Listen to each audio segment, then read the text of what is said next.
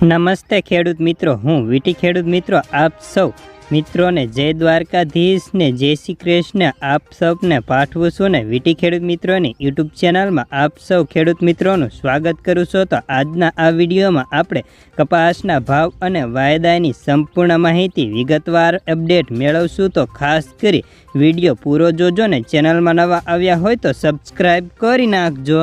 તો મિત્રો આજની વાત કરી લઈએ તો આજે કપાસના ભાવ એકંદરે સ્થિર હતા અને તેની સપાટીએ ટકેલા હોવાના કારણે ભાવ આજે તેની ક્વોલિટી મુજબ 1400 થી 1560ની સપાટીએ જોવા મળતા હતા। જોકે રાજુલામાં 1530, જેતપુરમાં 1550, બાબરામાં 1574, જસદણમાં 1560, રાજકોટમાં 1577, બોટાદમાં 1571 નો ભાવ નોંધપાત્ર નોંધાવા મળ્યો હતો અને જો કે 1600ના ભાવ હજી 50 રૂપિયાના દૂર રહ્યા હોય જે બજારની આળસ સૂચવે છે।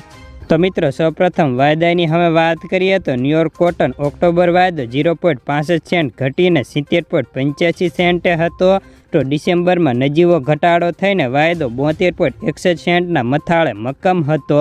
અમેરિકામાં પાકની સારી સ્થિતિને લીધે બજાર ઉપર ખાસ અસર પડતી નથી।